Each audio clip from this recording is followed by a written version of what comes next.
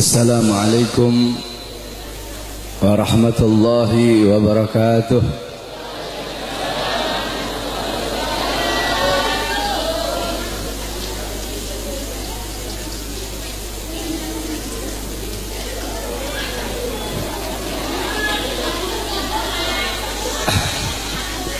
Sebelum saya mulai, saya harapkan kepada jamaah khususnya ibu-ibu, tolong jangan ada yang ribut. Bismillahirrahmanirrahim. Alhamdulillahi dzil jalali wa syari'il harami wal halali. Allahumma salli ala nuril anwar wa sirril asrar wa tiryakil aghyar wa miftah babil yasar sayyidina wa maulana Muhammadinil Mukhtar wa alihil athhar wa ashabihil akhyar adada ni'amillahi wa ifdalih, amma ba'd. Yang saya cintai, yang saya muliakan, para alim ulama, para kiai, para asatid, para tokoh masyarakat, wabil khusus ketua DKM masjid, imam masjid, pengajar-pengajar di masjid, ketua panitia peringatan Maulid Nabi besar Muhammad beserta seluruh panitia, para tokoh masyarakat, para aparat pemerintah beserta seluruh hadirin dan hadirat, bapak-bapak, ibu-ibu, pemuda-pemudi umat baginda Nabi besar Muhammad sallallahu alaihi wasallam. Alhamdulillah, segala puji dan syukur kehadirat Allah subhanahu wa ta'ala. Karena Allah subhanahu wa ta'ala telah memberikan kepada kita nikmat yang sangat besar. Allah telah memberikan kepada kita keagungan yang sangat besar. Allah telah memberikan kepada kita rahmat yang sangat besar. Apa nikmat Allah yang sangat besar? Apa karunia Allah yang sangat besar? Apa rahmat Allah yang sangat besar? Nikmat, karunia, rahmat, anugerah Allah yang sangat besar bukan iman, bukan Islam, bukan takwa, tetapi baginda Nabi besar Muhammad. Karena berkat Nabi Muhammad, saya dan kalian mengenal iman, mengenal Islam, mengenal takwa, mengenal salat, mengenal syariat. Sebagaimana yang Allah katakan dalam Al-Quran, Qul bifadlillah wa birahmati fabidzalika falyafrahu. Katakanlah, dengan karunia Allah dan dengan rahmat Allah, maka dengan karunia dan rahmat tersebut falyafrahu, bergembiralah kalian. Dalam kitab tafsir Ma'alimut Tanzil Al-Imam Baghawi, dan dalam kitab tafsir Jami'ul Bayan Al-Imam Ibnu Jarir At-Tabari, begitu juga dalam kitab tafsir Al-Imam Ibnu Katsir, dijelaskan bahwasanya fadlullah dalam ayat tersebut adalah Al-Quran. Sedangkan Sayyidina Abbas menafsirkan fadlullah dalam ayat tersebut adalah ilmu. Maka dengan adanya karunia Allah yaitu Al-Quran dan ilmu, dan dengan adanya rahmat Allah, siapa rahmat Allah? Baginda Nabi besar Muhammad. Maka dengan adanya karunia dan rahmat tersebut falyafrahu, bergembiralah kalian semua, senanglah kalian semua dengan adanya anugerah dan rahmat Allah. Duduknya kita di sini sebagai bukti kegembiraan kita dengan adanya baginda Nabi besar Muhammad sallallahu alaihi wasallam. Beliau nikmat yang begitu besar, beliau rahmat Allah yang sangat besar untuk kita semua, dan Allah jadikan kita sebagai umatnya beliau. Allah jadikan kita sebagai umatnya Nabi Muhammad, umat yang terbaik, umat yang paling mulia, umat yang paling agung, umat yang kelak di yaumil kiamah akan menjadi pemimpin daripada seluruh umat dari zaman Nabi Adam hingga akhir zaman. Umat yang dimana akan berdiri di posisi paling depan membawa benderanya baginda Nabi besar Muhammad. Umat yang sangat dibangga-banggakan oleh Nabi Muhammad. Umat yang dimana para nabi-nabi dan rasul terdahulu mereka iri kepada kita sebagai umat Nabi Muhammad. Dalam kitab Nashihul Ibad Al-Imam Ibnu Hajar Al-Asqalani dijelaskan bahwasanya Nabi Allah Adam alaihi salam, beliau berkata, aku iri kepada umat Muhammad. Aku iri kepada umat Muhammad. Kenapa? Karena Allah memberikan kepada mereka 4 macam kemuliaan yang tidak pernah Allah berikan kepada aku, tapi Allah berikan kepada mereka. Apa 4 macam kemuliaan yang Allah berikan untuk kita tapi tidak Allah berikan kepada Nabi Adam? Yang pertama, kata Nabi Allah Adam alaihissalam, Allah menerima taubatku ketika aku berada di kota Mekah saja, tidak di kota-kota yang lain. Tetapi bagi umat Nabi Muhammad, dimanapun mereka bertaubat, Allah terima taubatnya. Ketahui saudara-saudara, Nabi Allah Adam ketika Allah keluarkan dari sorga, itu Allah turunkan di India, di bawah kaki gunung Himalaya. Siti Hawa Allah turunkan di Jeddah, Iblis Allah turunkan di Basrah. Selama 450 tahun Nabi Adam bertaubat, taubat beliau belum diterima oleh Allah Subhanahu wa taala. Ketika beliau berada di kota Mekah, baru taubat beliau diterima. Itu pun karena beliau membawa namanya baginda Nabi besar Muhammad. Beliau berdoa, ya Rabb bihaqqi Muhammad, ya Allah, demi hak Muhammad, demi kehormatan Muhammad, kemuliaan Muhammad, keagungan Muhammad, terima taubatku ya Allah.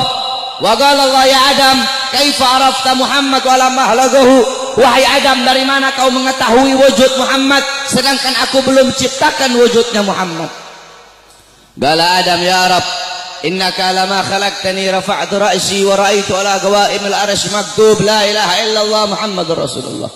Ya Allah, ketika kau tiupkan ruh, aku angkat kepalaku ke atas dan aku lihat di tiang-tiang arsy, di tiang-tiang sorga tertulis la ilaha illallah Muhammadur Rasulullah. Dari situ aku tahu bahwasanya Muhammad bukan manusia biasa. Sebab tidak mungkin engkau akan meletakkan nama makhluk di samping namamu, kecuali pasti makhluk itu makhluk yang paling kau cintai ya Allah. Makanya aku bawa nama Muhammad dalam pertaubatanku kepadamu dengan harapan agar engkau menerima taubatku. Apa kata Allah? Sadaqta ya Adam. Betul apa yang kau katakan itu wahai Adam.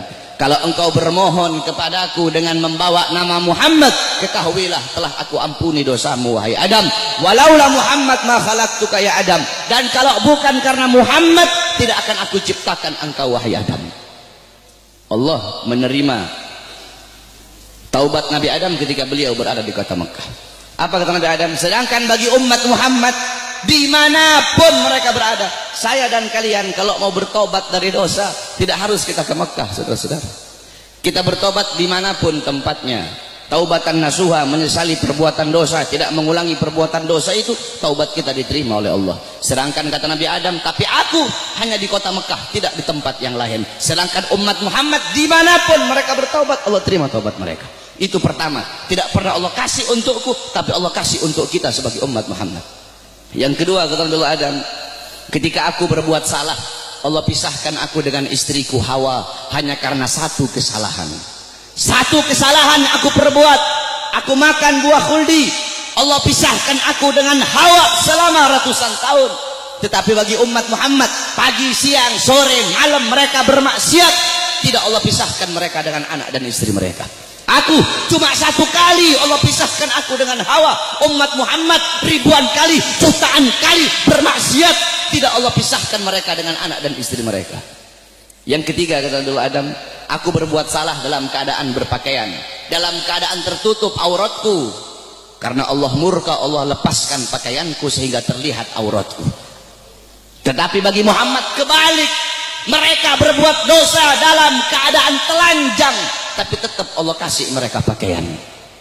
Aku berbuat salah dalam keadaan berpakaian, Allah lepaskan. Umat Muhammad, mereka berbuat dosa dalam keadaan melepaskan pakaian, tapi tetap Allah kasih mereka pakaian. Yang keempat, kata Nabi Adam, aku berbuat salah di dalam sorga. Di dalam sorga aku berbuat salah. Allah murka, Allah keluarkan ke dunia. Umat Muhammad kebalik, mereka berbuat dosa di dunia, tapi kalau bertaubat, taubatnya diterima, mereka meninggal husnul khatimah, Allah masukkan mereka ke sorga. Kebalik, kata Nabi Adam, aku berbuat salah di sorga, Allah keluarkan ke dunia. Umat Muhammad berbuat dosa di dunia, Allah masukkan mereka ke sorga. Aku iri kepada umat Muhammad, sungguh aku ingin menjadi umat Muhammad, kata Nabi Allah Adam alaihissalam. Lihat bagaimana kemuliaan umatnya Nabi Muhammad. Nabi Musa alaihissalam ketika beliau naik ke Tur Sina, naik ke Bukit Sina, beliau berdoa, ya Allah, aku ingin melihat cahayamu, aku ingin melihat zatmu, aku ingin melihat wajahmu ya Allah. Apa kata Allah? Wahai Musa, kau tidak akan sanggup, kau tidak akan kuat untuk melihat cahayaku wahai Musa. Ketahuilah, antara diriku dengan hamba-hambaku ditutupi dengan 70.000 hijab, 70.000 penghalang yang menutupi antara diriku dengan hamba-hambaku. Al-Imam Ghazali menjelaskan, penghalang Allah itu Allah ciptakan dari cahaya, dari air, dan dari kegelapan. Di dalam penghalang Allah ada suara gemuruh air, ada suara air yang sedang mengalir. Itu dalam penghalang Allah. Andaikan saya dan kalian manusia biasa, Allah perdengarkan telinga kita ini untuk bisa mendengar suara air yang ada dalam penghalang Allah, saking ketakutan hati kita ini akan copot dari badan, hati kita ini keluar sendiri dari badan, saking dahsyat penghalangnya Allah. Andaikan Allah buka satu penghalang, Allah perlihatkan kepada gunung, gunung akan hancur tenggelam, tidak akan muncul sampai datangnya hari kiamat. Apa kata Allah? Wahai Musa, 70.000 penghalang ini tidak akan aku buka untuk siapapun kecuali untuk Muhammad dan untuk umat Muhammad. Apa kata Nabi Allah Musa alaihissalam? Ya Allah, kalau begitu jadikanlah aku bagian daripada umat Muhammad. Nabi Musa ingin menjadi umat Nabi Muhammad. Bahkan diriwayatkan bahwasanya Sayyidina Syekh Abil Hasan Asyadzili, pengarang Hizbul Bahar, Hizbun Nasr, pengarang kitab Mafakhirul Aliyah, beliau pernah bermimpi, saudara-saudara. Ketika beliau bermimpi, dalam mimpinya beliau melihat ada Nabi Muhammad dan ada Nabi Musa sedang ngobrol. Nabi Musa bilang sama Rasulullah, wahai Muhammad, aku dengar engkau pernah berkata dalam sabdamu bahwasanya ulama ummati kal anbiya Bani Israel. Ulama dari golongan umatku itu bagaikan golongan nabi-nabi dari kalangan Bani Israel. Apakah betul wahai Muhammad? Apa kata Rasulullah? Ini dalam mimpinya Syekh Abil Hasan Asyadzili. Apa kata Rasulullah? Iya betul, ulama umatku itu kepintarannya kepintarannya itu sama seperti kepintaran nabi-nabi dari kalangan Bani Israel. Kata Nabi Musa, coba seperti apa sih ulama umatmu itu? Aku pengen lihat coba. Nabi Muhammad memanggil Al-Imam Ghazali di dalam mimpinya Syekh Abil Hasan Asyadzili. Imam Ghazali dipanggil oleh Nabi Muhammad. Nabi Muhammad bilang, ini salah satu daripada ulama umatku yang aku banggakan. Akhirnya kata Nabi Musa, siapa namamu? Kata Imam Ghazali apa? Ana Muhammad bin Muhammad bin Muhammad. Kata Nabi Musa, stop. Wahai Rasulullah, ini kamu bilang pinter. Saya nanya siapa namanya? Dia jawab Muhammad bin Muhammad bin Muhammad. Kalau dia pinter cukup dia jawab Muhammad. Stop. Sudah. Nggak usah dia bilang Muhammad bin Muhammad. Saya nggak nanya nama bapaknya, saya nggak nanya nama kakeknya. Kalau dia pinter cukup dia jawab Muhammad. Udah, stop. Atau Muhammad Al-Ghazali. Dalam kitab Tabaqat Syafi'iyah, Al-Imam Ghazali. Ghazali itu adalah nisbat. Nisbat nama tempat kelahiran beliau. Tetapi ada juga ulama yang mengatakan Ghazali itu nisbat kepada pekerjaan keluarga beliau, yaitu tukang tenun, tukang sol. Nah, kata Nabi Musa, kalau kamu pinter cukup kamu jawab Muhammad, nggak usah kamu bilang Muhammad bin Muhammad bin Muhammad, kepanjangan. Apa kata Nabi Musa? Apa kata Imam Ghazali? Ya Rasulullah, izinkan aku untuk menjawab ya Rasulullah. Diizinkan oleh Rasul, dijawab oleh Imam Ghazali, wahai Musa kalimullah. Dulu Allah pernah nanya, wahai Musa, apa yang ada di tanganmu? Engkau bilang, ya Allah ini tongkat. Tongkat ini untuk menyandar, untuk bersandar. Tongkat ini untuk memukul. Harusnya kalau kau pinter cukup kau jawab, ini tongkat. Nggak usah kau jawab tongkat ini untuk ini, untuk ini, untuk ini. Karena Allah nanya, apa yang ada di tanganmu? Allah tidak tanya untuk apa itu. Apa kata Nabi Musa? Karena aku ingin bercakap-cakap lama dengan Allah. Aku ingin punya waktu yang panjang dengan Allah untuk mengambil berkah. Apa kata Imam Ghazali? Begitupun aku jawab dengan jawaban yang panjang untuk bercakap-cakap lama denganmu agar mendapatkan keberkahan darimu yang pernah berbicara dengan Allah. Baru diakui oleh Nabi Musa kepintaran ulama daripada umatnya Nabi Muhammad sallallahu alaihi wasallam. Coba kau lihat dalam kitab Khasaisul Ummatul Muhammadiyah, dalam kitab keutamaan-keutamaan, kekhususan yang Allah kasih kepada umat Nabi Muhammad, umat terdahulu, saudara-saudara. Kalau mereka berbuat dosa, Allah tidak segampang akan mengampuni dosa mereka. Bani Israel kalau mereka berbuat dosa, mereka harus cari jurang yang tinggi, loncat ke bawah sampai mati, baru diterima taubatnya oleh Allah. Kita tidak, Allah kasih kemudahan. Umat terdahulu kalau anggota tubuh mereka ada yang terkena najis, harus dihilangkan dengan kulit-kulitnya. Kita tidak, terkena najis cukup hilangkan najis itu. Kalau mughaladhah najisnya berat, pakai air dicampur dengan tanah. Allah kasih kita kemudahan, Allah kasih kita keutamaan. Kenapa? Karena kita adalah umat Nabi Muhammad. Kuntum khairu ummatin ukhrijat linnas. Kamu sekalian umat yang paling bagus, umat yang paling baik, umat yang paling utama, umat yang paling mulia, yang Allah keluarkan untuk segenap manusia. Kenapa kau jadi umat yang terbaik? Kenapa kau jadi umat yang termulia? Bukan karena salatmu, ibadahmu, amalmu, ilmumu, bukan. Tapi karena kau, saya adalah umatnya Nabi Muhammad. Kita menjadi mulia karena kemuliaan Nabi Muhammad.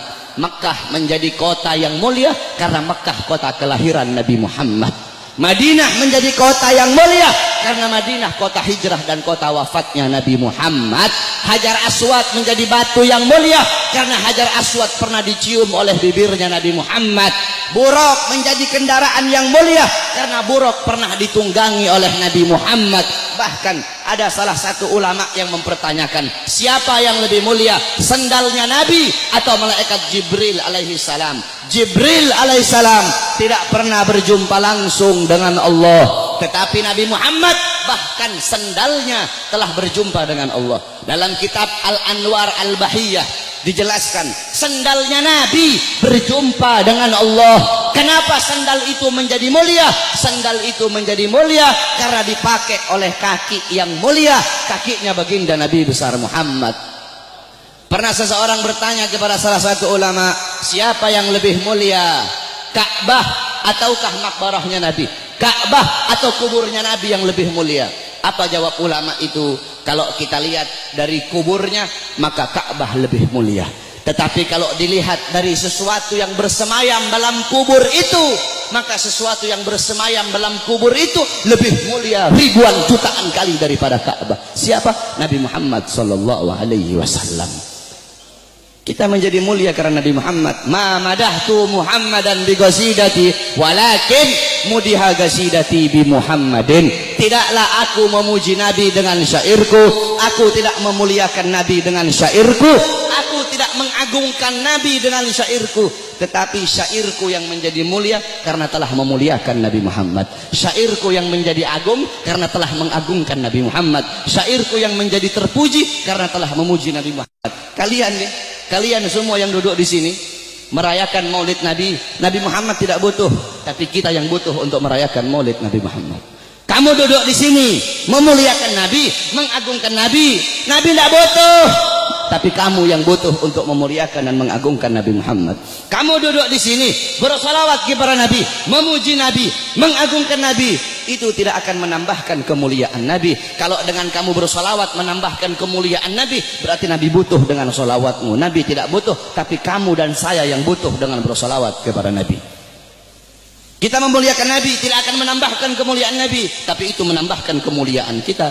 Kita tidak bersolawat, tidak mengagungkan beliau, itu juga tidak akan mengurangi kemuliaan beliau. Karena beliau kemuliaannya lautan jadi tinta, pohon jadi pena, digunakan untuk melukis kemuliaan Nabi. Lautan jadi tinta, pohon jadi pena, tidak akan sanggup untuk melukis tentang kemuliaan Nabi Muhammad. Maka saya dan kalian menjadi mulia karena kemuliaan Nabi Muhammad sallallahu alaihi wasallam. Nabi Allah Adam, saudara-saudara, Allah memerintahkan kepada seluruh penghuni langit untuk bersujud kepada Adam. Kenapa, saudara-saudara? Para ulama mengatakan, pertama, untuk memuliakan nur Nabi Muhammad yang ada dalam tulang sulbi Nabi Adam alaihissalam. Makanya kenapa ketika iblis tidak mau bersujud, Allah sangat-sangat murka. Allah tidak memandang Nabi Adamnya, tetapi yang Allah pandang nur Nabi Muhammad yang ada dalam tulang sulbi Nabi Allah Adam alaihissalam. Saudara-saudara, para ulama-ulama salaf kita itu kalau dengar azan, mereka pasti meletakkan kedua jempolnya ini di langit-langit. Mereka letakkan di langit-langit, kemudian mereka usap di kelopak mata mereka sambil berkata, marhaban bihabibi wa qurrati aini. Kenapa saudara-saudara? Dulu Nabi Adam alaihissalam itu selalu dibuntuti oleh malaikat. Kemanapun Nabi Adam pergi diikuti oleh malaikat. Nabi Adam bertanya, ya Allah, kenapa setiap aku pergi kok di belakangku selalu ada malaikat? Apa kata Allah? Karena mereka tertarik dengan nur yang ada dalam tulang sulbimu. Apa nur yang ada dalam tulang sulbimu? Nur itu adalah nur daripada nanti salah satu cucumu. Kemudian apa kata Nabi Adam? Ya Allah, kalau begitu tolong pindahkan nur ini ke hadapanku ya Allah. Dipindahkan nur Nabi Muhammad di hadapan Nabi Allah Adam alaihissalam. Ketika dihadapkan di hadapan Nabi Allah Adam, malaikat yang di belakang semua berdiri di depan Nabi Allah Adam alaihissalam. Nabi Adam ini penasaran seperti apa bentuknya ini nur sampai malaikat begitu tertarik. Apa kata Nabi Allah Adam? Ya Allah, kalau begitu tolong pindahkan nur ini di kedua kukuku agar aku bisa melihat seperti apa nur itu. Ditaruh nur Nabi Muhammad di kukunya Nabi Allah Adam. Ketika Nabi Allah Adam melihat keindahan nurnya Nabi Muhammad, Nabi Allah Adam berkata, marhaban bihabibi wa qurrati aini. Baru beliau usapkan. Lihat bagaimana Allah Subhanahu wa taala memuliakan Nabi Allah Adam, karena dalam tulang sulbinya terdapat nur baginda Nabi besar Muhammad sallallahu alaihi wasallam. Allah menyelamatkan Nabi Allah Nuh. Allah selamatkan Nabi Allah Nuh dari banjir yang besar, dari musibah yang besar. Kenapa? Karena dalam tulang sulbi Nabi Allah Nuh terdapat nur baginda Nabi besar Muhammad. Allah selamatkan Nabi Allah Ibrahim alaihissalam dari api Namrud. Kenapa? Karena dalam tulang sulbi Nabi Allah Ibrahim terdapat nur baginda Nabi besar Muhammad. Allah menyelamatkan Nabi Allah Ismail ketika akan disembelih, Allah rubah menjadi seekor domba. Allah selamatkan Nabi Allah Ismail. Kenapa? Karena dalam tulang sulbi Nabi Allah Ismail terdapat nur baginda Nabi besar Muhammad. Dan saya dan kalian nanti di akhirat akan diselamatkan. Kenapa? Karena saya dan kalian umat Nabi Muhammad sallallahu alaihi wasallam. Oleh karena itu saudara-saudara, bagi kami para habaib, Maulid bukan hari raya, tapi bagi kami Maulid lebih mulia dan lebih agung daripada hari raya. Di tempat saya bapak-bapak di Sulawesi itu kami santri-santrinya guru tua. Guru tua itu Al-Imam Al-Habib Idrus bin Salim Al-Jufri. Kami itu ketika datang bulan Maulid, semua rumah kami cat baru. Datang bulan Maulid, semua rumah kami cat baru, kampung kami hias, jalan kami baguskan. Hanya di bulan Maulid, tidak di bulan yang lain. Hari raya, rumah kami tidak kami cat baru. 17 Agustus, rumah kami tidak kami cat baru. Maulid, rumah kami cat baru. Kenapa? Karena bagi kami Maulid adalah hari yang paling mulia di muka bumi Allah Subhanahu wa taala. Kenapa bisa seperti itu? Dalam kitab Tuhfa, dalam kitab Hawashi Syarwani ala Tuhfal Muhtaj. Hawashi Syarwani itu kitabnya Al-Imam Syarwani. Tuhfal Muhtaj itu kitabnya Al-Imam Ibnu Hajar Al-Haytami. Yang dimana Tuhfal Muhtaj adalah syarah daripada kitab Minhajut Talibin Al-Imam Nawawi. Jadi kalau ente orang belajar fikih, ada namanya matan, ada namanya syarah, ada namanya hawashi. Matan itu isi, syarah itu penjelasan daripada matan, hawashi penjelasan lebih rinci daripada syarah. Jadi matan diberi syarah, syarah diberi hawashi. Matannya itu Minhajut Talibin Imam Nawawi, disyarahkan oleh Imam Ibnu Hajar Al-Haytami, yaitu Tuhfal Muhtaj, syarah Minhaj. Tuhfal Muhtaj kemudian dijelaskan lagi oleh Al-Imam Syarwani yang diberi nama Hawashi Syarwani.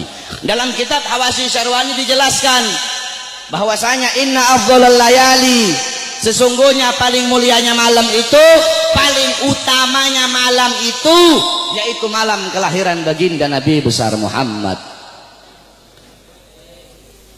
Setelah malam kelahiran Nabi baru malam Lailatul Qadar.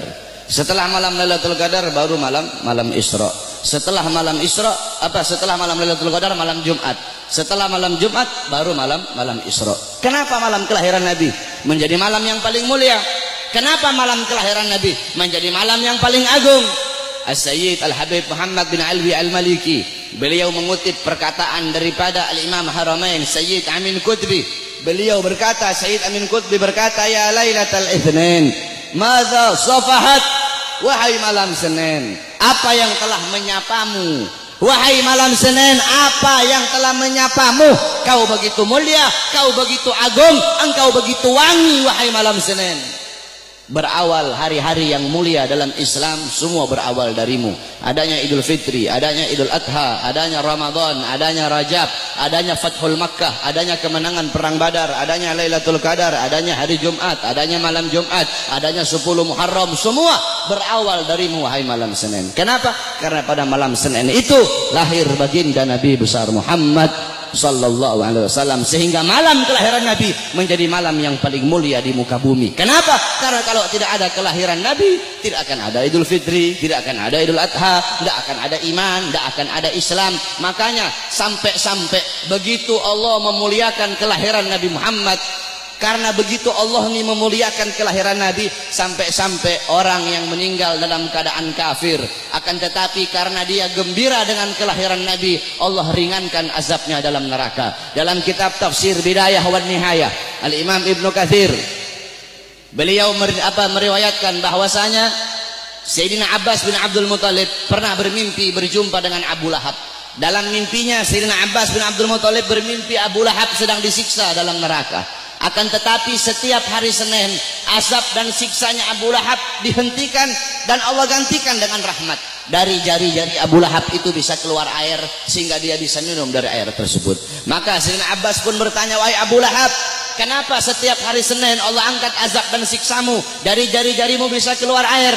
Kenapa hanya di hari Senin, tidak di hari-hari yang lain? Apa kata Abu Lahab? Iya, karena dulu ketika Muhammad lahir, aku bergembira dengan lahirnya Muhammad. Aku memiliki budak yang bernama Suwaibah. Suwaibah datang kepadaku memberi kabar tentang lahirnya Muhammad. Aku gembira sehingga aku bebaskan Suwaibah. Aku bebaskan dia dari budak. Nah, karena aku membebaskan Suwaibah, karena kegembiraanku dengan lahirnya Muhammad, karena aku gembira sesaat dengan lahirnya Muhammad, maka dari itu setiap hari Senin Allah angkat azab dan siksaku. Itu Abu Lahab.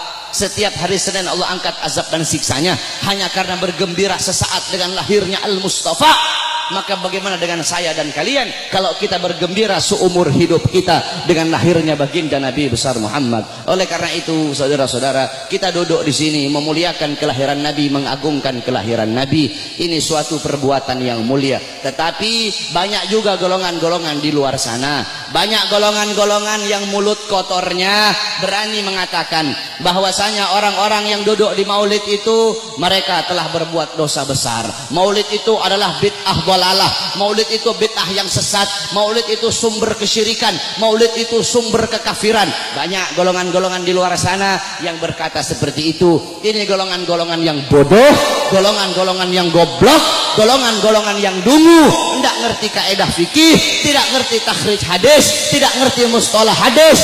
Baru belajar beberapa tahun di Arab Saudi, pulang baru punya jenggot 8 lembar 9 lembar, sudah berani menyesat-nyesatkan orang yang duduk di majelis maulidnya Nabi Muhammad sallallahu alaihi wasallam. Saudara-saudara, kalau kita mau lihat bid'ahnya, luarnya ya bid'ah, luarnya bid'ah, luarnya covernya bid'ah, covernya ini sesuatu yang baru. Tetapi intisari, lubabnya, intisari yang ada dalam peringatan maulid, ini bukanlah sesuatu yang bid'ah. Tadi di maulid, tadi dibacakan Quran. Apakah membaca Quran sesuatu yang bid'ah? Kau duduk di sini, kita saling makan sama-sama. Nanti selesai acara makan bareng-bareng. Dalam kitab dijelaskan Nabi Allah Ibrahim menjadi Khalilullah. Nabi Ibrahim itu jadi kekasih Allah karena 3 sebab. Pertama, Nabi Ibrahim lebih memilih perintah Allah daripada perintah selain Allah. Yang kedua, Nabi Ibrahim tidak pernah makan sendiri. Nabi Ibrahim itu kalau makan pasti bareng-bareng, pasti sama-sama. Kalau beliau cuma sendiri, beliau rela jalan kaki berkilo-kilo hanya untuk cari teman untuk makan sama-sama. Kita duduk di sini mengikuti sunnah Nabi Allah Ibrahim. Nabi Muhammad juga makannya selalu bersama-sama. Apakah ini sesuatu yang bid'ah? Tidak. Kita duduk di sini saling menyebarkan salam. Apakah menyebarkan salam sesuatu yang bid'ah? Nabi Muhammad berkata, afsus salam, sebarkan salam. Kita duduk di sini saling memberi makan. Nabi Muhammad bilang wa'atimut ta'am, berilah makan. Kita duduk di sini menyambung tali silaturahmi. Kata Nabi Muhammad wasilul arham, sambunglah tali persaudaraan. Kita duduk di sini mengenang Nabi Muhammad, menyebut-nyebut nama Rasulullah sallallahu alaihi wasallam. Bukankah dalam hadis riwayat Ad-Dailami dalam kitab musnad beliau, yaitu kitab yang bernama Al-Firdaus, Qalar Rasul, dzikrul anbiya minal ibadah, mengingat para nabi, mengingat para rasul itu adalah ibadah. Dzikrus sholihin minal kafarah, dzikrul maut minas sadaqah, wa dzikrul kubur yugarribukum minal jannah. Kata Nabi Muhammad, mengingat para nabi, mengingat para rasul, menyebut-nyebut nama mereka itu adalah ibadah. Kita duduk di sini menyebut Nabi Muhammad, mengingat Nabi Muhammad, mengenang Nabi Muhammad, membaca sirah beliau, tarikh beliau agar bisa mengambil iktibar, mengambil pelajaran dari kisah hidup beliau. Apakah ini sesuatu yang bid'ah? Tidak. Kita duduk di sini bersolawat kepada Nabi Muhammad. Bukankah Allah berkata, innallaha wa malaikatahu yusholluna 'alan nabi ya ayyuhalladzina amanu shallu 'alaihi wa sallimu taslima. Apakah salawat sesuatu yang bid'ah? Tidak. Kita duduk di sini menuntut ilmu. Saya dan kalian duduk di sini untuk menuntut ilmunya Allah. Menuntut ilmu fardhatun. Menuntut ilmu hukumnya sangat-sangat wajib. Dalam kaidah dijelaskan, amrun bi syai' amrun bi wasailihi. Perintah terhadap sesuatu, maka perintah juga terhadap sarana atau prasyarat bagi orang-orang untuk melakukan sesuatu yang diperintahkan tersebut. Kalau seumpama naik ke atas ini wajib, maka yang mendorong kita untuk naik ke atas itu pun hukumnya wajib. Naik ke atas hukumnya wajib. Yang dorong ente naik ke atas apa? Tangga, maka tangga juga hukumnya wajib. Kalau ente naik ke atas hukumnya sunnah, maka tangga juga hukumnya jadi sunnah. Saudara-saudara, beli baju, membeli baju hukumnya apa? Mubah. Beli baju hukumnya mubah. Menutup aurat hukumnya wajib. Menutup aurat hukumnya wajib. Kamu sedang keluar dari rumah, tiba-tiba bajumu lepas, bajumu sobek atau bajumu lepas, kelihatan kamu punya aurat, kelihatan kamu punya aurat. Membeli baju hukumnya mubah, tapi ketika itu berubah menjadi wajib. Kenapa? Karena baju salah satunya yang menjadi syarat bagimu untuk bisa tutup kau punya aurat, sedangkan nutup aurat hukumnya wajib. Bersiwak hukumnya apa? Sunnah. Bikin kantong baju hukumnya apa? Bikin kantong baju hukumnya mubah. Bersiwak hukumnya sunnah. Bikin kantong baju hukumnya mubah. Kamu mau keluar rumah, kantong apa? Bajumu tidak punya kantong. Bajumu tidak punya kantong. Kalau tidak ada kantong tidak bisa kamu bawa. Kamu punya siwak, sedangkan bersiwak hukumnya sunnah. Bikin kantong baju hukumnya mubah. Ketika itu berubah, bikin kantong baju hukumnya jadi sunnah. Kenapa? Karena kantong baju yang jadi syarat bagimu untuk bisa bawa kau punya siwak. Nah, menuntut ilmu hukumnya wajib, saudara-saudara. Maka ketika maulid menjadikan dirimu, mendorong dirimu untuk menuntut ilmu, maka ketika itu maulid pun hukumnya berubah menjadi wajib. Kalau maulid mendorong engkau untuk sedekah, sedekah hukumnya sunnah, maka maulid juga hukumnya menjadi sunnah. Bersalawat hukumnya sunnah, maka ketika itu maulid mendorong kau untuk bersalawat, maka maulid juga hukumnya menjadi sunnah. Oleh karena itu nanti wasiat saya, kalau nanti ada yang nanya kepada kalian semua, kenapa kamu merayakan maulid Nabi Muhammad? Jawab, saya merayakan maulid Nabi untuk memuliakan dan mengagungkan kelahiran Nabi. Siapa yang suruh memuliakan kelahiran Nabi? Siapa yang suruh mengagungkan kelahiran Nabi?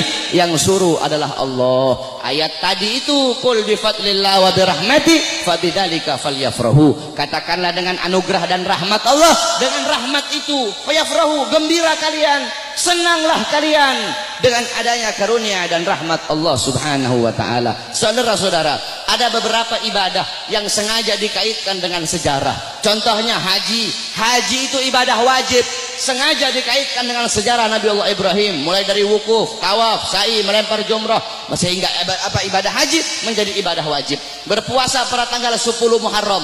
Berpuasa pada tanggal 10 Muharram itu sengaja dikaitkan dengan sejarah Nabi Musa alaihi salam. Ketika Rasulullah nanya sama Yahudi Madinah, kenapa kalian berpuasa pada tanggal 10 Muharram? Kata Yahudi Madinah, karena kami bersyukur atas selamatnya Nabi Musa dari kejaran tentara Fir'aun. Apa kata Rasulullah? Nahnu ahaqqu bi Musa minkum. Kami lebih berhak atas Musa daripada kalian. Rasul pun memerintahkan para sahabat untuk berpuasa pada tanggal 10 Muharram, sehingga berpuasa pada 10 Muharram menjadi ibadah sunnah.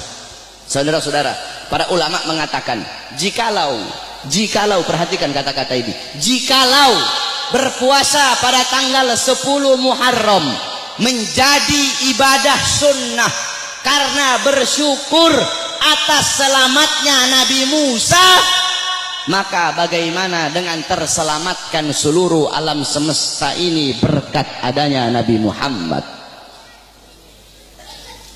Selamat Nabi Musa, kalian bersyukur dengan berpuasa di tanggal 10 Muharram. Maka bagaimana dengan terselamatkan seluruh alam semesta berkat Nabi Muhammad sallallahu alaihi wasallam. Saudara-saudara, kita ini udah telat. Saya dan kalian udah telat, saudara-saudara.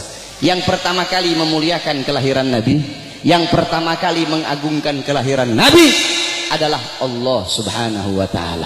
Tetapi Allah punya cara lain. Cara Allah tidak sama dengan cara kita. Cara kita memuliakan hari kelahiran Nabi, duduk di sini undang para ulama, para habaib, para kiai, minta nasihat dari beliau-beliau, bersolawat, baca maulid. Itu cara kita. Tapi Allah punya cara sendiri. Bagaimana cara Allah memuliakan kelahiran Nabi? Yang pertama kali memuliakan kelahiran Nabi itu Allah, bukan manusia, bukan malaikat, Allah Subhanahu wa taala. Bagaimana caranya Allah memuliakan kelahiran Nabi? Dalam kitab Qisasul Anbiya dijelaskan, kita semua tahu Nabi Muhammad lahir pada hari Senin, pada tanggal 12 Rabiul Awal, pada tahun gajah, amal fil. Wa summiya ama wiladati amal fil. Dinamakan tahun kelahiran beliau itu tahun gajah, li'anna malikal Habasyah, karena raja Habasyah mengutus tentara-tentara yang menaiki gajah yang besar. Untuk apa? Lihadmil Ka'bah, untuk merusak Ka'bah, untuk menghancurkan Ka'bah. Tapi Allah punya rencana lain. Allah mengutus burung ababil dari neraka Sijil. Satu ekor burung bawa 2 buah batu, 3 buah batu. 1 batu di mulutnya, 2 batu ditaruh di kakinya. Dengan izin Allah itu burung terbang. Allah perintahkan untuk melemparkan itu batu di atas kepala tentara gajah. Ketika itu batu jatuh di atas kepala tentara gajah, tembus sampai ke kaki, saudara-saudara. Allah hancurkan pasukan gajah. Kenapa Allah hancurkan pasukan gajah? Ikraman, untuk memuliakan dan mengagungkan kelahiran baginda Nabi besar Muhammad sallallahu alaihi wasallam. Padahal bagi Allah tidak mustahil kalau Allah mau hancurkan pasukan gajah sebelum mereka nyerang, bisa Allah hancurkan. Tapi kenapa Allah hancurkan ketika mereka menyerang Ka'bah? Untuk memuliakan kelahiran dan keagungan, untuk mengagungkan kelahiran baginda Nabi besar Muhammad. Siapa saudara-saudara yang merobohkan istana Romawi? Ketika Nabi Muhammad lahir, istana Romawi roboh. Siapa yang robohkan? Allah. Kenapa Allah robohkan istana Romawi di hari lahirnya Nabi? Padahal tidak mustahil kalau Allah mau robohkan sebelum Nabi Muhammad lahir, bisa. Bisa bagi Allah. Allah merobohkan sebelum Nabi Muhammad lahir, bisa. Tapi kenapa Allah robohkan di hari lahirnya Nabi? Ikraman, untuk memuliakan dan mengagungkan kelahiran baginda Nabi besar Muhammad. Siapa yang memadamkan api Majusi, api yang selama ribuan tahun tidak pernah padam? Nabi Muhammad lahir, api Majusi menjadi padam. Siapa yang memadamkan? Allah. Kenapa Allah padamkan api Majusi di hari lahirnya Nabi? Kok tidak di hari-hari sebelumnya? Padahal tidak mustahil bagi Allah untuk memadamkan api Majusi sebelum Nabi Muhammad lahir, bisa. Tapi kenapa di lahirnya hari Nabi Muhammad? Ikraman, untuk memuliakan dan mengagungkan kelahiran Nabi Muhammad. Oleh karena itu Allah saja memuliakan kelahiran Nabi, Allah saja mengagungkan kelahiran Nabi. Maka kita siapa kok tidak memuliakan dan tidak mengagungkan kelahiran baginda Nabi besar Muhammad sallallahu alaihi wasallam. Oleh karena itu saudara-saudara, cintai beliau, jadikan beliau sebagai teladanmu, jadikan beliau sebagai pedomanmu, jadikan beliau sebagai idolamu. Nabi Muhammad mencintai kalian, Nabi Muhammad sangat cinta kepada kalian, sampai-sampai kata Sayyidina Ali, Sayyidina Ali karam wajha, inna Rasulillah fi akhir nafsi harakat syafataihi marratain fa'algaitu sam'i fasami'tuhu yaqul ummati ummati faqubida Rasulullah sallallahu alaihi wasallam wa qala law kanatid dunya tadumu li wahidin la kana Rasulullah fiha mukhallada. Apa kata Sayyidina Ali pada saat detik-detik terakhir nafasnya Nabi Muhammad? Aku melihat beliau menggerakkan bibirnya dengan 2 kali gerakan. Aku dekatkan telingaku, aku mendengar beliau berkata, ummati ummati, faqabida Rasul, dan meninggal Nabi Muhammad. Apa kata Sayyidina Ali? Lau kanatid dunya tadumu li wahidin la kana Rasulullah fiha mukhallada. Andaikan bisa satu wujud hidup abadi di muka bumi, yang paling pantas itu cuma Nabi Muhammad. Saking mulianya Nabi besar Muhammad sallallahu alaihi wasallam. Nabi Muhammad mengorbankan nyawanya, mengorbankan jiwanya untuk siapa? Untuk kalian sebagai umat. Nabi Muhammad, beliau pipi beliau tertusuk tulang sampai tembus ke sebelah. Demi siapa? Demi kalian sebagai umat. Nabi Muhammad gigi gerahamnya patah. Gigi gerahamnya Nabi patah. Demi siapa? Demi kalian sebagai umat. Sampai-sampai Uwais Al-Qarni yang berada di Yaman, Uwais Al-Qarni tidak pernah berjumpa dengan Nabi, tapi ketika Uwais Al-Qarni mendengar Nabi Muhammad gigi gerahamnya patah, Uwais Al-Qarni ambil benda tumpul, dia pukulkan di pipinya agar gigi-gigi gerahamnya patah. Kenapa? Dia ingin merasakan apa yang dirasakan oleh Nabi Muhammad SAW. Nabi Muhammad mukanya dilempar dengan kotoran onta, dilempar batu sampai dahinya berdarah. Ketika dahi beliau berdarah, beliau tampung darah itu agar tidak jatuh di atas tanah. Kenapa? Karena kalau darah beliau jatuh di atas tanah, Allah akan tenggelamkan orang-orang yang melempari beliau. Apa kata beliau? Mereka adalah umatku, mereka belum diberi hidayah oleh Allah Subhanahu wa ta'ala. Nabi Muhammad berjuang untuk siapa? Untuk kalian semua sebagai umat. Agar apa? Agar apa? Agar iman sampai. Agar apa? Agar Islam sampai. Agar apa? Agar masjid sampai. Agar apa? Agar ulama sampai. Agar apa? Agar kiai sampai kepada kalian, agar ilmu agama sampai, agar tauhid sampai, agar syariat sampai, agar seluruh ilmu-ilmu itu sampai kepada kalian. Tetapi setelah itu semua sampai, malah kalian sia-siakan. Setelah sholat sampai, malah kalian belakangi. Setelah takwa sampai, malah kalian campakkan. Setelah syariat sampai, malah kalian campakkan. Kalian mengambil budaya barat, kalian mengambil orang-orang barat sebagai teladan kalian, sebagai pedoman kalian, sebagai pedoman anak-anak kalian. Kalian tinggalkan Nabi Muhammad SAW. Mulutmu mengaku umat Nabi, saya umat Nabi, saya umat Islam, tapi kau tidak sholat. Saya umat Nabi, tapi masjidmu sepi. Saya umat Nabi, tapi kedua matamu memandang hal-hal yang haram. Saya umat Nabi, tapi kamu kencingnya berdiri. Saudara-saudara, Masjid Istiqlal loh. Tahu Masjid Istiqlal? Itu bodoh DKM-nya itu. Kenapa bodoh? Karena mereka bikin tempat kencing berdiri, saudara-saudara. Masjid itu bikin tempat kencing duduk. Masjid bikin tempat kencing berdiri, udah kayak bandara aja ente. Dorong orang-orang untuk bikin sunnah, dorong orang-orang untuk melakukan sunnah. Ente ketua masjid, orang-orang yang ada di masjid bikin tempat kencingnya duduk. Adapun orang yang masuk ke dalam itu kencingnya berdiri atau duduk, urusan mereka. Yang penting kamu telah dorong mereka untuk mengikuti sunnah. Sufyan Ats-Tsauri, tahu Sufyan Ats-Tsauri? Ats-Tsaur itu banteng. Kenapa Sufyan Ats-Tsauri dipanggil banteng? Karena dia masuk ke masjid itu mendahulukan kaki kiri, sehingga terdengar suara ya Tsaur qaddimul yumna. Hei banteng, dahulukan kaki kananmu. Ditegur saudara-saudara. Engkau mengaku apa? Engkau mengaku umat Nabi, tapi kedua tanganmu tidak pernah memberi makan golongan-golongan yang dicintai oleh Nabi. Siapa golongan yang dicintai oleh Nabi? Anak yatim, fakir miskin, para janda-janda. Kau ngaku cinta Nabi, tapi kau tidak pedulikan mereka. Kau biarkan mereka dalam keadaan lapar, kau biarkan mereka dalam keadaan teraniaya, sedangkan mereka golongan yang sangat dicintai oleh Nabi Muhammad SAW. Engkau mengaku umat Nabi, tapi kau biarkan besok anak-anakmu merayakan Valentine. Engkau ngaku umat Nabi, tapi kalian para orang tua biarkan anak-anak gadis kalian membuka aurat. Saudara-saudara, makanya jangan heran bapak-bapak yang ada di sini, pasti rata-rata kebanyakan anak-anak kalian kalau cium tangan kepada kalian bukan di hidung, cium tangan kalian di pipi, cium tangan kalian di dahi, itu masih mending kena. Ada yang sampai nggak kena udah dilepas. Padahal harusnya seorang anak itu cium tangan di bawah hidung, bukan di atas hidung. Cium tangan di bawah hidung, kemudian dihirup udara tangan itu, tangan orang tua. Begitu cara anak-anak cium tangan. Tapi kenapa anak-anakmu cium tangan di pipi, anak-anakmu cium tangan di dahi? Karena kalian sebagai orang tua tidak pernah mendidik anak-anak kalian dengan didikannya Nabi Muhammad SAW. Jangan heran anak-anakmu melotot di hadapan kalian, anak-anak kalian membantah perintah kalian. Ada zaman sekarang anak bunuh bapak, anak bunuh ibu, anak masukkan ibunya dalam penjara. Jangan kau salahkan, kenapa kalian sebagai orang tua tidak pernah mendidik anak-anak kalian dengan didikan agama. Laisal mar'u yuladu aliman, tidak ada seseorang dilahirkan dalam keadaan alim, tidak ada. Saudara-saudara, kewajiban kalian sebagai orang tua untuk mendidik anak-anak kalian dengan didikan agama. Bapak-bapak zaman sekarang sibuk cari uang, sibuk cari harta, pagi siang sore malam keluyuran cari uang.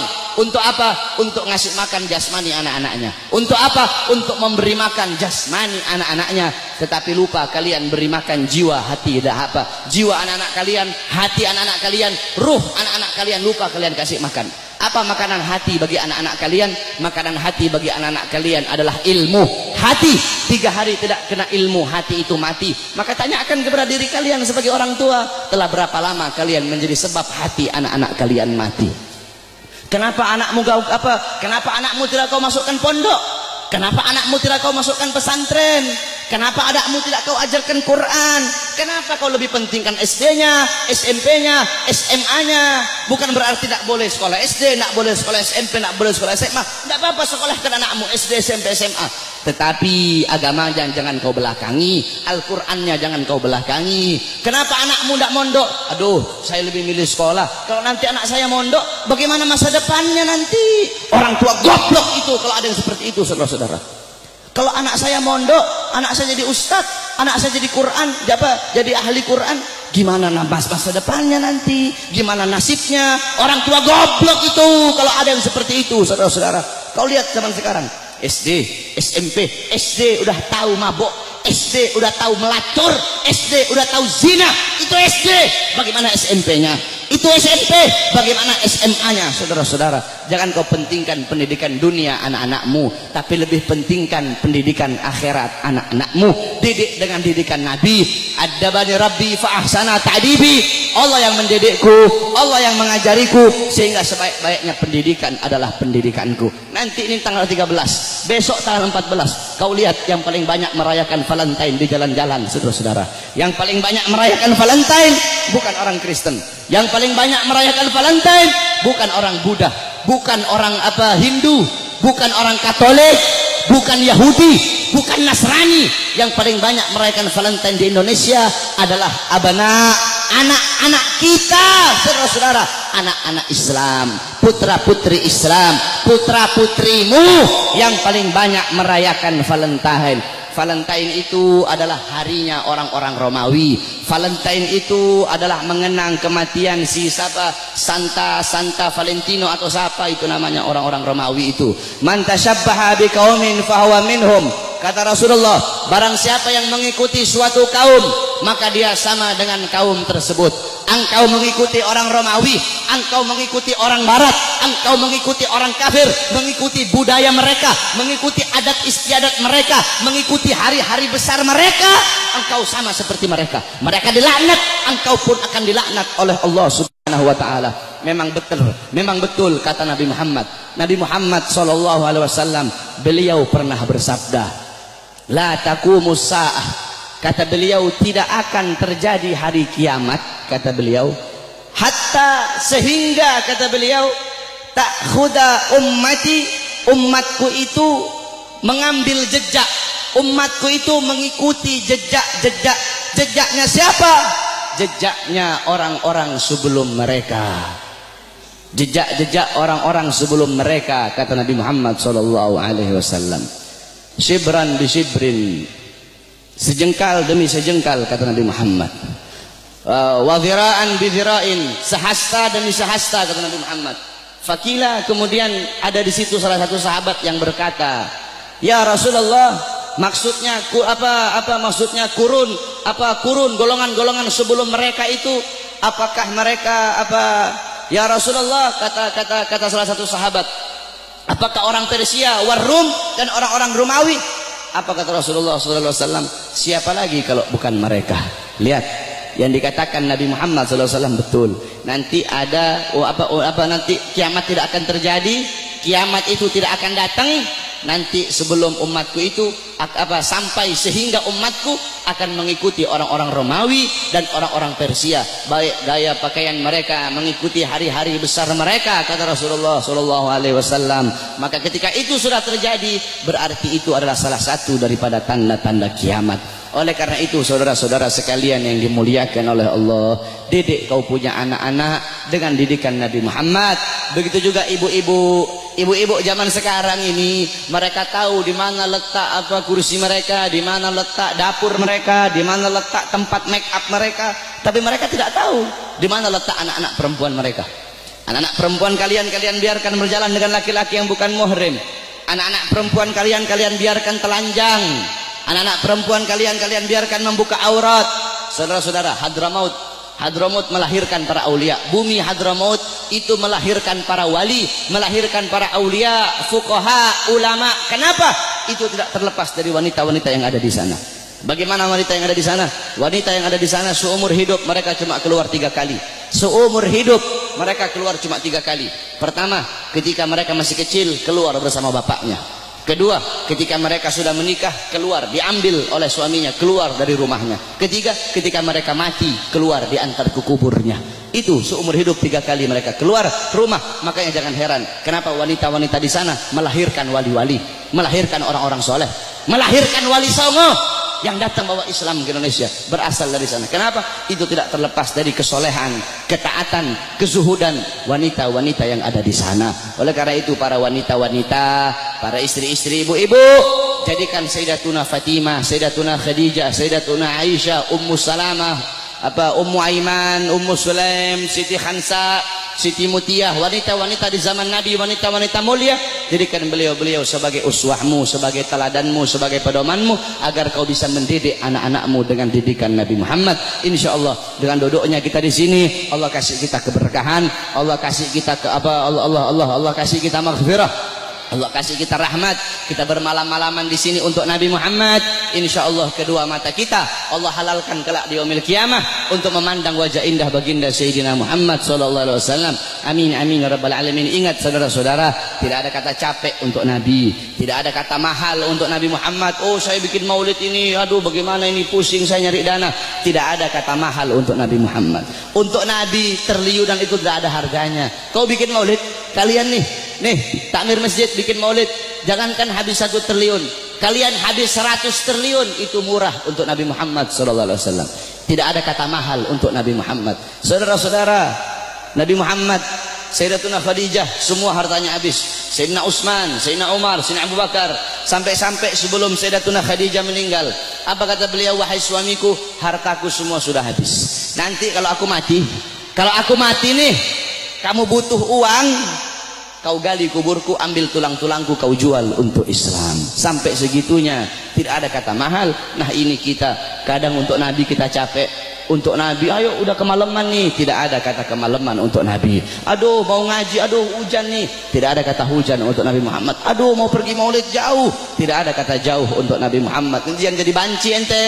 Untuk Nabi capek, untuk Nabi jauh, tidak ada kata jauh untuk Nabi Muhammad. Pakai gaya-gaya, pakai baju my trip, my adventure, tetapi hadir-hadir di maulid nggak mau, sholat ke masjid nggak mau. Banci itu, bukan laki-laki itu saudara-saudara. Oleh karena itu sekali lagi, para anak-anak muda, jadilah kalian anak-anak muda yang baik, jadi kalian anak-anak muda yang bagus. Jangan kau ikut orang-orang Yahudi, jangan kau ikut orang-orang Nasrani. Mereka tidak bakal bikin kau baik, mereka tidak bakal bikin kau bagus, mereka bakal bikin kau buruk, mereka bakal bikin kau terjerumus ke dalam kezaliman, terjerumus ke dalam maksiat, mungkarat, dolalat, sayyiat. Karena apa saudara-saudara? Nasib desamu nih, nasib kampungmu semua ini ke depan, nasib masjid ke depan, desamu ke depan, itu tergantung anak-anak muda. Kalau anak-anak mudamu baik, ke depan kampungmu jadi kampung yang baik. Tapi kalau anak-anak mudamu rusak, anak-anak mudamu bangsat, ke depan kampungmu akan jadi kampung yang bangsat.